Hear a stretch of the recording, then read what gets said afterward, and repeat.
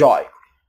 কেন ভিডিওতে এত কঠিনভাবে কথা বলি, এত খোসা দিয়ে কথা বলি, কেন বলি, কেন আপনাদের অযথা কষ্ট দেই? আমিও তো চাইলে পরে সুন্দরভাবে কথা বলে আমাদের ভিডিও দেখার জন্য আপনাদের মধ্যে আগ্রহ সৃষ্টি করতে পারি। আমিও তো পারি চাইলে পরে, কিন্তু কেন করি না? তার জবাবটা বা তার উত্তরটা আপনাদের আমি দিতে পারবো না।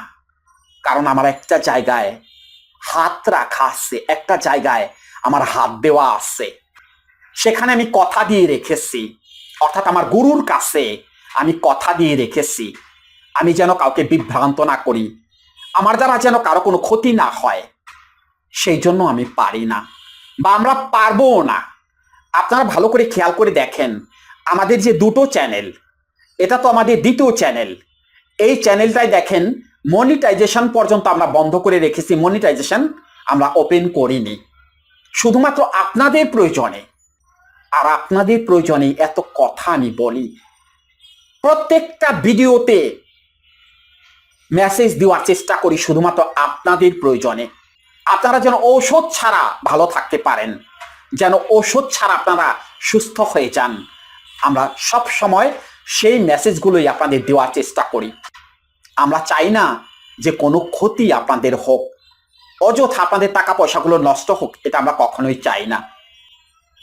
কেন এইরকম কথাগুলো আজকে বলতেছি?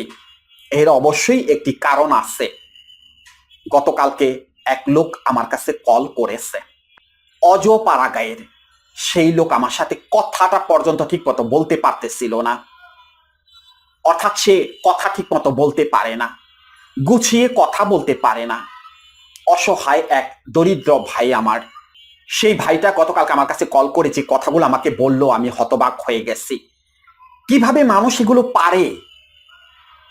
যারা এগুলো করে তাদেরকে একটিবার চিন্তা ভাবনা হয় না, এই মানুষগুলো যে এতগুলো টাকা আমি নষ্ট করে দেব, বা এই মানুষটার যে এতগুলো টাকা আমি নষ্ট করে দেব, একটা বারও কি তাদের মনের মধ্যে এই প্রতিক্রিয়াটা হয় না? খেটে খাওয়া মানুষ, এক আছে কোটি কোটি টাকার মালিক, তার টাকা নষ্ট হয়ে যাক, কোনো কিছু যায় আসে না।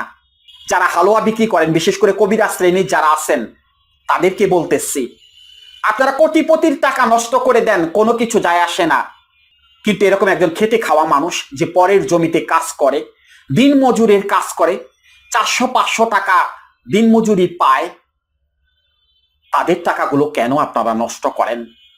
এরকম হালুয়া টালুয়া দিয়ে তাদের টাকাগুলো কেন নষ্ট করেন?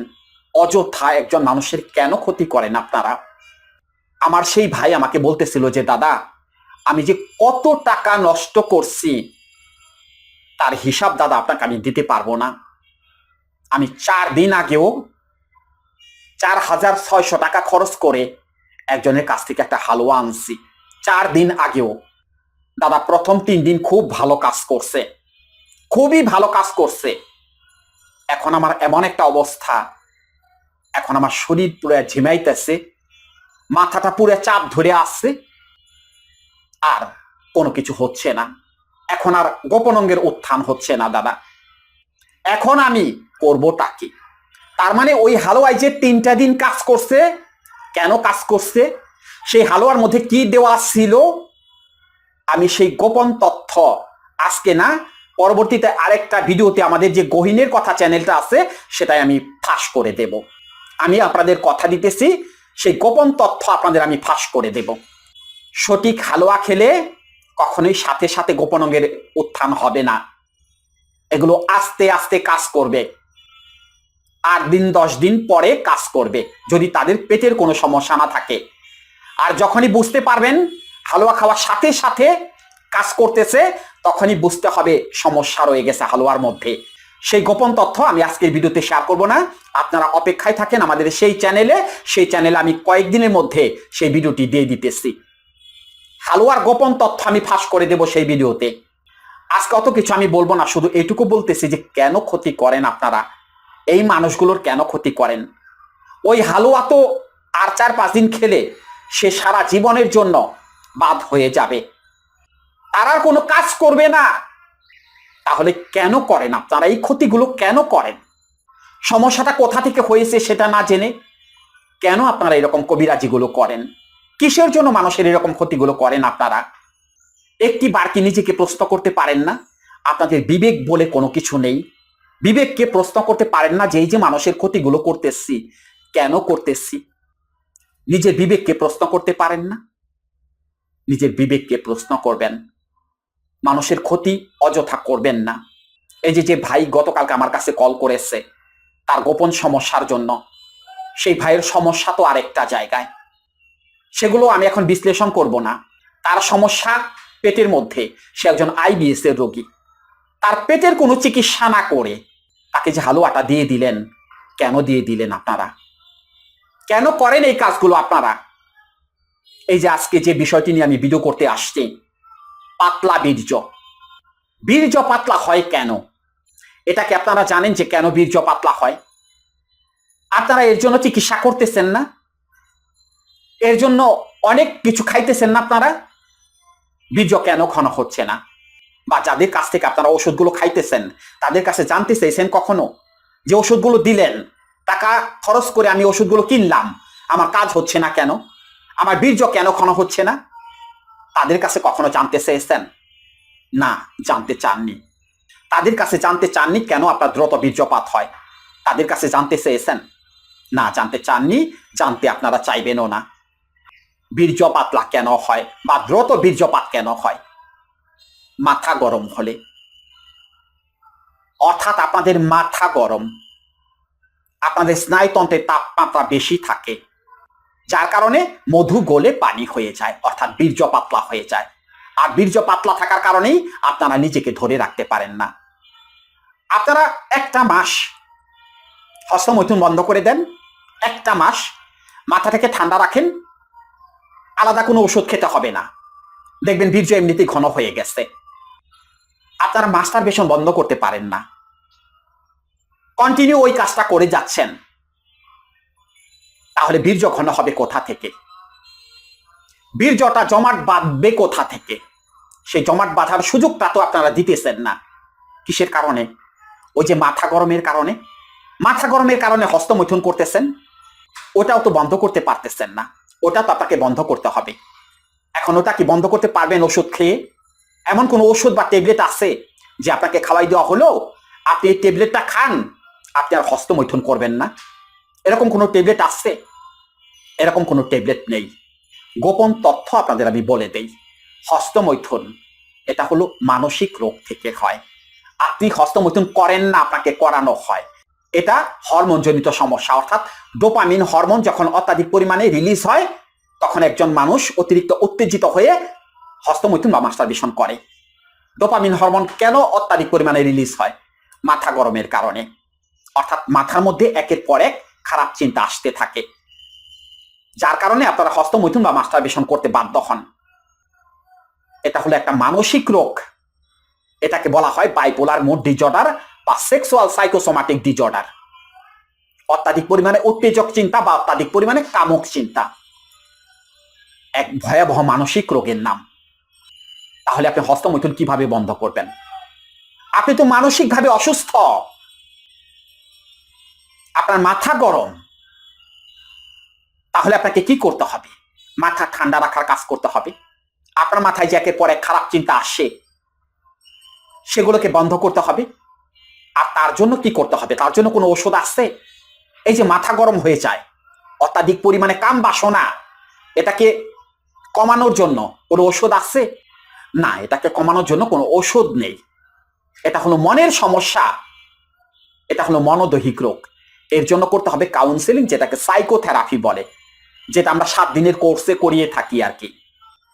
কাউন্সেলিং, সেই কাউন্সেলিং এর মাধ্যমে আপনার ব্রেন থেকে খারাপ চিন্তাগুলোকে ভ্যানিশ করে দিতে হবে, শুধুমাত্র কথার মাধ্যমে। কোনো জাদু টোনা তাবিজ কবজ কোনো কিছু লাগবে না। কথা বলে বলে আপনার মন থেকে খারাপ চিন্তাগুলোকে বের করে নিয়ে আসতে হবে। ওগুলোকে কাউন্সেলিং বা সাইকোথেরাপি বলে।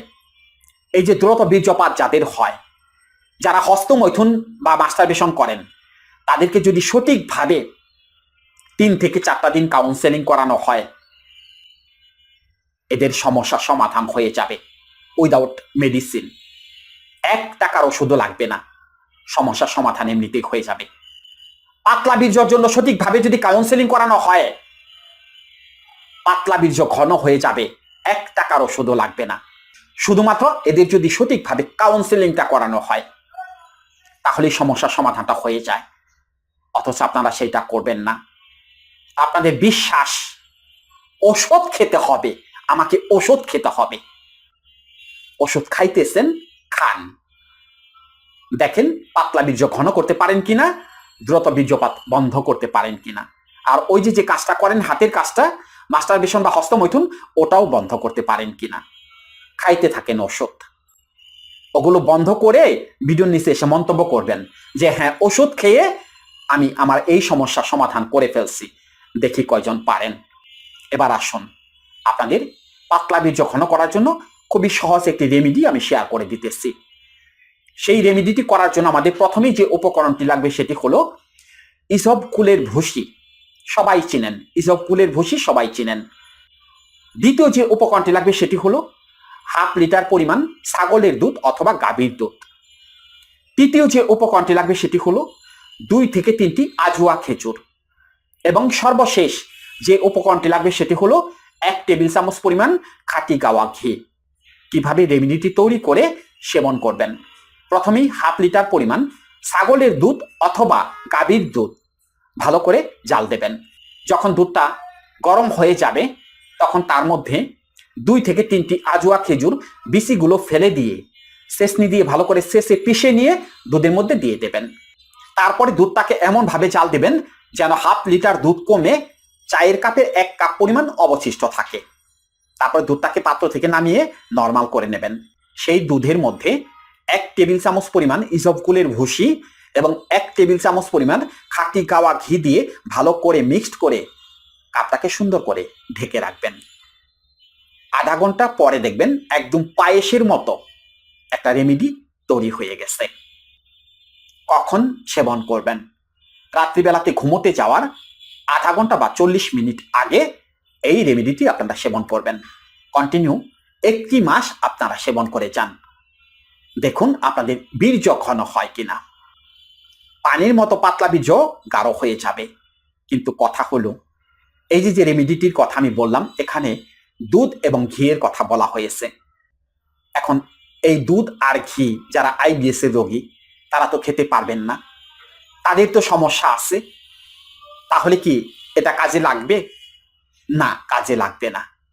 অর্থাৎ যাদের পেটের সমস্যা আছে, যারা আইবিএস এর রোগী, তাদের এটা কোনো কাজে লাগবে না। আর সেই জন্যই পাতলা বীর্য ঘন হবে না বাবা। তাহলে কি করতে হবে? পেটের সমস্যা সমাধান করতে হবে, আইবিএস এর সমস্যা সমাধান করতে হবে। আইবিএস এর সমস্যা সমাধানকে ওষুধ খেয়ে করবেন? আইবিএস কিসের জন্য হয়? আইবিএস হয় মানসিক রোগ থেকে। দুশ্চিন্তা, নেতিবাচক চিন্তা, সন্দেহবাতিক রোগ অর্থাৎ ওসিডি প্রবলেম, এগুলো থেকে আইবিএস হয়। তাহলে কি ওষুধ খেলে সমাধান হবে? আইবিএস সমস্যার সমাধান করতে পারবেন? না, করতে পারবেন না। ওই আইবিএস এর সমস্যার সমাধান করতে চাইলেও আপনাকে কাউন্সেলিং বা সাইকোথেরাপি করতে হবে, এছাড়া অন্য কোনো উপায় নেই। আর তখনই এটা কাজে লাগবে যখন আপনার মানসিক সমস্যার সমাধান হয়ে যাবে। তখন আপনার এই রেমেডিটি 100% কাজে লেগে যাবে। কথাগুলো নিশ্চয়ই বুঝতে পেরেছেন। এবার দেখুন কি করবেন।